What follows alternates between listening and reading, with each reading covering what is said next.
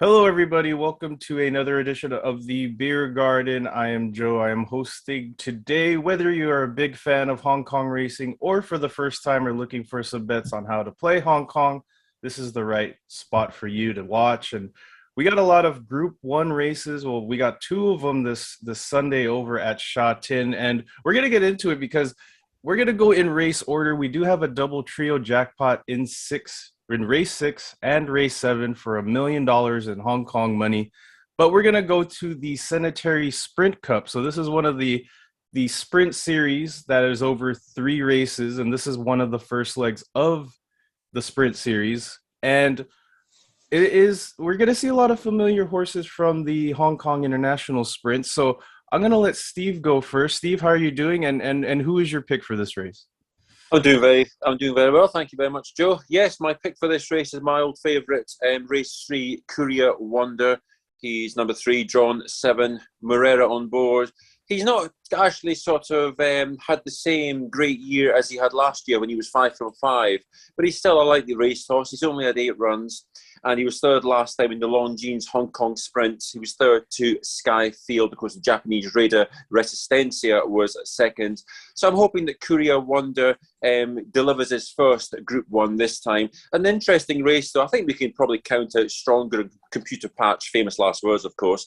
But I think the main danger could well be Wellington. He had a good trial recently. I think he rates the main danger. But I'm hoping that my favourite horse, Courier Wonder, can win race 3.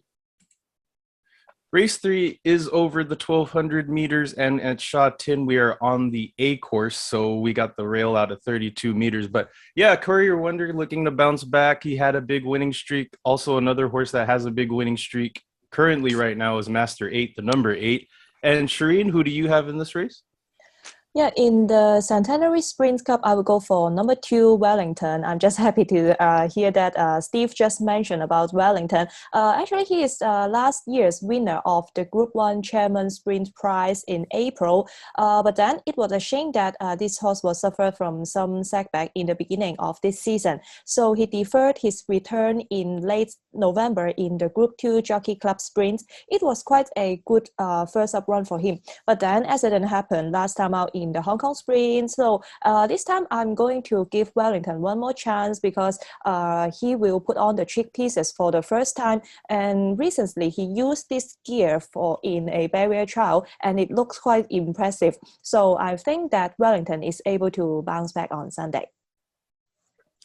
Wellington, interestingly enough, with Alexis Bedell and Richard Gibson, out of 12 races, he's won 7 and he's placed second and doesn't have a third. So he's sort of an all or nothing horse. So you're either going to get the best of him and hopefully get another grade 1 under his belt, or he might not. He might completely fall off. So, Sara, who do we have in this race? I'm with Steve here, and Courier Wonder. And just hoping he's going to make a pretty decent comeback. Like Steve mentioned in that Group 1 coming in third to Skyfield. But I do agree with what Steve had said. I think some of his biggest threats here in this race are going to be Master 8 and Wellington. But no reason why Courier Wonder couldn't be up there as well. He's a tough horse, and I think the barrier draw really benefits him in this race. So I'm hoping that he comes back in great form. He's had some trial runs to keep him a bit fresh, which I like to see that since he hasn't raced since the beginning of December, really. So Courier Wonder is going to be my pick. Yeah, Courier Wonder currently in the fixed odds in Australia is $4. Same with Master 8. Your favorite is Skyfield, according to the fixed odds. Now, this is going to be a tough race for me because I really like Skyfield. I also really like Hot King Prawn, but I opted to go for the higher odds horse, which is Hot King Prawn, and Hot King Prawn did have a 4th in the Hong Kong International Sprint. I do like that they are getting Zach Purton on, and he did have a good ride with Ryan Moore amongst all the terrible things that happened in the international sprint. But I think he won this race last year. I think he could do it again. He is ready for this race. He's been trialing well, so we'll see what happens. Skyfield is the favorite, so might want to include him as well. He is looking good, especially after that, and Blake Shin gets a Group 1 win. So we're going to recap with Steve going with Courier Wonder number 3, as well as Sara, Courier Wonder number 3. Charene is with Wellington number 2 at $7.50. And then Hot King Prawn for me, which is horse number 4, $8. And now we're going to go on to the first leg of the double trio. So this is the one that has the jackpot. We are including we have 2 selections for this race because we're trying to get you the first leg, or at least get you alive out of the first leg in this double trio. And Steve, who do we have here? Well, I went for 2, obviously. The first one that I really like is number 4, AI1. Drawn 12 under Blake Shen, and it wasn't artificial intelligence that selected it; it was me. So I'm hoping it runs well. This is it's very much a replica of the Willow Handicap that was run this month. There was 7 horses that ran in it, and Darcy Joy was the winner. But I think AI1 is interesting. He was 7th. He was drawn actually low, but challenged wide. He's one of the more unexposed horses in the race. There's also Red Ulysses, who's no spring chicken. He's getting older these days, but still running well. Shanghai Dragon was Zach Curtin. But for me, yes, AI1. And the other horse I included was Pakistan Friend. He's a 2-time winner over course and distance last season. Karis Teaton has won on him before, and he was unlucky last time. He was travelling well. He didn't get the breaks, but he's also been dropped 2 pounds, which is quite generous. And for a horse that plies his trade in the likes of Class 3s and 4s, he's got a healthy strike rate of 5 from 28, which is quite impressive. So for me, yes, number 4, AI1, and also number 3, Pakistan Friend. Maybe Pakistan Friend could win it for Pakistan Star, who just recently retired. And this is a Class 4 race over the 1,800 meters. So this is one of the longer races on the card. And Charene, who do we have for your 2 selections? Yeah, actually number 3, Pakistan Star, will be my first choice in race 6, because I think that this horse has the current rating of 58. I believe he is able to have some good performance. And also when I look at his track work pattern, he had a gallop with a stablemate on January 15th. The preparation pattern was very, very similar to his last victory last season. And also this time jumping from gate 3, he can be more active in the beginning. So there is quite a good chance for number 3, Pakistan Star. And then the last time winner, number 1, Darcy Joy, will be my second choice. It was last time out, it was his first time climbing up to 1,800 meters, and he beats Red Laces by 1 length. Actually, it is quite solid. So this time carrying the top weights will be my big concern, but I think that the stall number 4 is good enough for him, because last time out he won from gate 13, and hopefully Darcy Joy can score a back-to-back win. So in race 6, my 2 picks will be number 3, Pakistan Star, and number 1, my first pick will be number 3, Pakistan Friend, and my second choice is number 1, Darcy Joy. Yeah, if Pakistan Star ended up in this race, I think he would defeat everybody. But yeah, Pakistan Friend and Darcy Joy looking for back-to-back wins, as Charene mentioned. And Sara, who do we have here? I am with Charene here on the one with Darcy Joy. I do share the same concern. He's carrying the heaviest weight, so we'll see how that really proposes a challenge. But this horse has just been impressive. Last 3 times out, he's been hitting the board. Last time out, getting that win over Red Ulysses and Lucky Diamond. Just an extreme performance, and really impressive when you watch the replays here. He goes like a freight train when he comes into the stretch. He just switches into that gear and goes hard, which was great. And I do believe the barrier draw here is really going to benefit him. So I see him really sitting mid-pack and chasing the pace in this race. My other choice here is the 10, Red Ulysses. Like I mentioned, got second to Darcy Joy in that race in December. It's going to be a second time out, or he's run this 1,800 meter distance at Sha Tin, which I'd like to see, because this is a little bit difficult of a distance for some horses. But I do see if the pace sets up similar to the last time out, I see him, you're going to really see a strong performance out of this horse. And he's going to definitely put on quite the fight there in the stretch and battle out to get the win. I think he has good potential, though. Really strong speed numbers and coming into those late fractions, which I think is going to set him up quite nicely here to put on a strong performance. So we'll see if he gets that win over Darcy's Joy. So I did 1 Darcy's Joy and 10 Red Ulysses. Red Ulysses, a 8-year-old gelding. The old man still has the form with a second and a third in the last 2 races. So we're looking to see him trying to get a win or at least hit the board for your double trios. I actually went with 2 down the bottom on the bottom weights. I went with number 11, Flying Mighty, with Matthew Pood. He has had terrible form, but when you look at one of the races, they're trying different equipments on him. So now they're going to have the cheek pieces off and the blinkers on with the tongue tie. He is one of those ones that you sort of worry because he's in the back, but he does have fast sectionals if he gets the right run of the race. And I think he could fly into the top 3 or maybe even the quartet or the super or the first 4 or the superfecta. So I'm going to take a chance with him because he is going to carry lightweight. He's been dropping down on the ratings in the class. So he was in a class 3 and got 3rd in a class 3 after winning 2 races in Australia back to back. So I'm hoping for him to bounce back. Another one down the bottom, I went with Light My Day with Alex Bedell. 2 recent start seconds, and I think that he does have a win. So I think in the class 5. So he is dropping down in weight and is trying to get himself higher in the ratings. So to recap, we have Steve goes with Pakistan Friend number 3 and 4 AI1. Charene goes with Pakistan Friend number 3 and Darcy Joy number 1. Sara is with Darcy Joy number 1 and 10 Red Ulysses. And I go with number 11 Flying Mighty and 13 Light My Day. So we do have a little consensus as far as who to have in your triple trio. So we do. I don't know what the odds are. The odds aren't up yet. So we'll see what value we could get for all of them. So now we're going to go on to the big race, the feature race, which is the Stewards Cup. That is a part of the Hong Kong Triple Crown. So the Hong Kong Triple Crown, this is the first leg. You also have, I think, the Derby as well in this.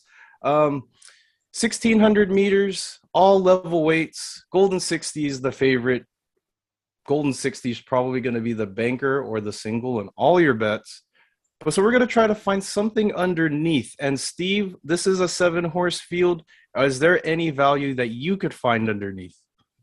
Yes, I think Russian Emperor, number 4, drawn 3 under Blake Shen. I'm looking forward to seeing how this one does. I think, I think he could well be booked for second place. Who knows if Golden 60 has a rare off day? You never know your luck. Formerly with Aidan O'Brien, surprisingly, he's yet to win in Hong Kong, but what a time to produce a career best. And he's actually run very well this season. He was good, a good reappearance. He was 6-2 Panfield in the Oriental Watch 60th Anniversary Sha Tin Trophy. And then Blake Shin's on board in the BOCHK Jockey Club Cup Group 2. He was kind of kept in on the rail that day. He never was able to get a good cut at the leaders, and he finished a close-up 5th. And then the last time was even better, an excellent 3rd to Love's Only You in the Longines Hong Kong Cup. Now, he's obviously, the 2,000 metres is his playground. This is back at 1,600 metres. So, I mean, we're hoping maybe that some jockeys, you know, maybe can actually just take the bull by the horns here, try and get Golden 60 out of his comfort zone. And Blake Shin will know coming to the straight that underneath him is a horse that is good at 2,000 metres. So who's to know? If he pressed on, he knows he's not going to give up, you know, crossing the line. He's going to be strong. So I like to think that we've yet to see the best of Russian Emperor. He's one of the more unexposed horses in the lineup. And he's only one of 2 horses who has actually never ran against Golden 60. The other one being the King Shield, who's very much a dirt horse. He'd be a complete and utter shock. It'd be an astrologia shock if he was to win. But yes, so Russian Emperor has no history with Golden 60. And I think he's one of the more interesting aspects of the race. So for me, go Russian Emperor. Yeah, Russian Emperor has raced against some other ones. Aside from Golden 60, we have Exultant, Panfield, Butterfield, Charity Fun, Quadruple Double, Buddies, who caused the big upset. So yeah, I mean, if what they did in the last race that Golden 60 was in, if they tried to run run an extremely fast opening quarter, I think that Golden 60 could get a little exposed, but we'll see. And then Charene, who do we have for your underneath horse?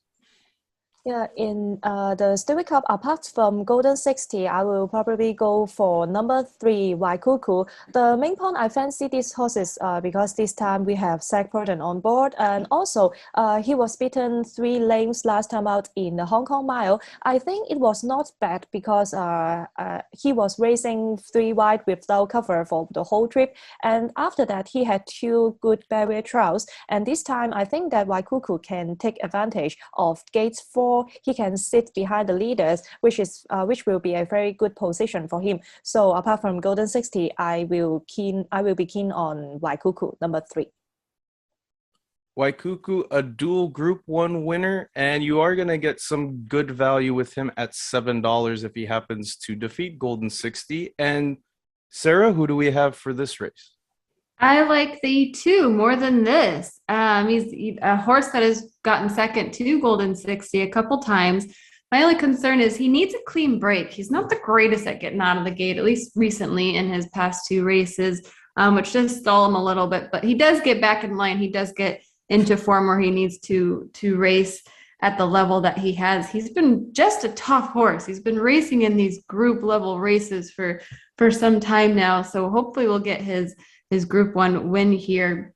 I just think he's a really tough competitor, showing his performance with a lot of familiar company. And so I like that Derek is staying on board him. He got him to a second place finish last time out in December. So really kind of knows this horse and how to maneuver him and to potentially defeat Golden 60 here in this race. So I am with 2 more than this. Now, more than this, almost, if you've watched any of the other races that Golden 60 was up against, more than this was one of the closest ones to defeating a Golden 60, and you're going to get $10. He actually defeated a lot of the Japanese horses in the Hong Kong International, so I'm kind of surprised that he is only $10 because he beat the likes of, I think who was in that race, but there was the big Japanese horses that came, so yeah, that tried to take on Golden 60. And if you were to try to take on Golden 60, for my pick, I would say Healthy Happy won the Group 3 in his last race fresh. Now he's going to come up and he's facing Golden 60 again. And I think his form against Golden 60, he has gotten a second, but who hasn't gotten a second against Golden 60? So Healthy Happy for me at $17. So Steve goes with number 4 for $31, Russian Emperor with Blake Shin and Douglas White. Sara goes for more than this, Derek Long and Shum as the trainer. Charene is with Waikuku with Zach Purton and John Size, number 3. And I'm with number 6, Healthy Happy with Alex Bedell and Frankie Lore. So now we're going to go on to the favorite part of the show, and that is our best bets. And with a 10-race program, I think we're going to have pretty much almost every race covered. And Steve, who is your best bet on the card? I went to race 4, and it's number 4, Millennium Falcon, drawn 7. He's a really nice horse. He's lightly raced. He scored over course and distance on his penultimate run with Zach Purton. And then he also ran well last time. He was a very good second to Kazi Farazi and Jerry Chow. But of course, it's not a return of the Jedi. It's a return of the Purton, because Zach Purton comes back this time. He reunited with the horse. And I do think that Millennium Falcon is quite a quirky sort of horse. And I think Zach Purton gets on very well with him. So I'm hoping that he gets back to winning ways. I think the main danger may well be Beauty Lie. He was a good third on debut with Morera. Morera keeps the faith, but he's drawn 12. It won't be easy. So for me, Millennium Falcon, I think he could carry on progressing through the ranks. He's a very nice horse. He's the best bet for me. Race number 4 over 1,400, and that is Millennium Falcon. And the force will be with Steve if he gets this bet. And Charene, who do we have for your best bet powered by Racequant? Yeah, my best bet on Sunday will be in race 9. I like number 1, Charity Go. Among this field of 14 in race 9, Charity Go has the best finishing time over this course and distance, while Ensemble is having the second best time in this card. So Charity Go this time will be ridden by Zach Purton. Last time out, he chased quite well in a slow pace. He ran third behind Senatova and Enjoying in a Class 2 race last time out. And then this time, he will be racing in Class 3, where he will be more competitive. So I will go for number 1, Charity Go in race 9 for my best bet. Race 9 is over 200 or 2,000 meters at a Class 3 race. Charity Go with Zach Purton and did get a third last time out. And Sara, who is your pick for the best bet powered by Racequant? Mine comes in race 10, and I'm taking the 10 Seasons Bliss. Now, race 10 is over the 1,400 meters or 7 furlongs. He's jumping out of barrier 4. This is going to be his second time trying a Class 3 race. He just had a bit of an unlucky run last time out. He didn't get out of the gate too well, but he is stretching out here to the 1,400 meters. And I think if he gets a clean break, he would be a huge threat to this field. He has been performing quite nicely at that 1,200 meter really, but it does seem like he could use the extra distance here. So he does get that drop in weight, which is going to benefit him quite a bit. Like I said, jumping from barrier 4, I think Vincent Ho is going to give this horse quite the ride. So race 10, 10 Seasons Bliss. Seasons Bliss actually defeated Millennium Falcon, and Millennium Falcon, if he happens to win, then you're going to see great form with Seasons Bliss number 10. This is for over 1,400 meters, and yeah, that would be it. I'm curious to see what the odds are for Seasons Bliss, because this is a very competitive race, and I think that race could be wide open, but Sara can provide her best bet and probably get a lot of great value out of him. I went for a race number 2 over 1,400 meters with the number 9 Setanta with Karis Teeton. He was a Queensland horse that stepped up for the first time in Hong Kong and got a 3. I'm looking for him to improve. He is one of the bottom weights. This is a Class 2, so I think he could hang around on the higher class. And he has drawn barrier 2, so I think that would be very, very helpful to him. And looking at the field, it is a tough field as well, but I think Setanta could provide the value with the best bets. So to review our best bets on the card, Steve went for Millennium Falcon in race number 4. Charene goes with, find it here, race number 9, number 1, Charity Go. Sara goes for number 10, race 10, Season Bliss. And I go for race number 2, the number 9, Setanta. And now we're going to go on to the value bets. And we had a good day at Happy Valley with Charene hitting her value bet at 13-1. But Steve, can we top that? Can we go past 13-1 for your value bet? Well, who knows? It's race number 8, and it's number 3, Marvel Dragon, over the 1,200 meters, drawn 3. This is quite an interesting race. Classic Moon won on debut at 80-1, and I think there's also August Moon as well, a couple of moons there, and Leslie, who was second first time out. But Marvel Dragon running well this season, reunited with Karis Teeton, who's 1-on-1 from him. So that's good. Ridden him once, won him once. He's well drawn. He's 8 pounds below his last winning mark, down to a mark of 55. And he's significantly better off with one of the principals in the market, Pins Prince. So, yes, hoping that Marvel Dragon can get back to winning ways, well drawn, handily treated. Hopefully he can do the business.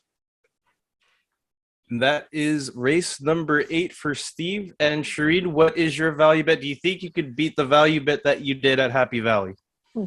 Yes, in terms of the price, I think my value bet this time will be having a huger, a more better price than last time out, and hopefully I can outside I can also have some good performance on Sunday. In the opener, I like number 5, Fortune Marble. This horse as a debutant in the first race as a son of Perrine Canto, I'm quite looking forward to his debut. Especially, I just checked his weight. He is quite a big horse with 1,200 pounds. Around 548 kg, so he should shoot the 1,000 meters over the straight course at Sha Tin.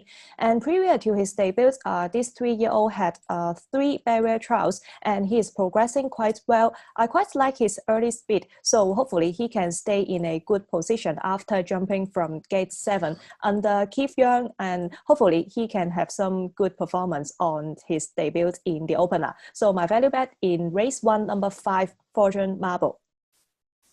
Now, race 1 is going to be the only race up the straight, so we're going to be I always love those Sha Tin up the straight races, so we'll see how that goes. And Sara, what is your value bet? My value bet comes in race 9, the 5 Ensemble.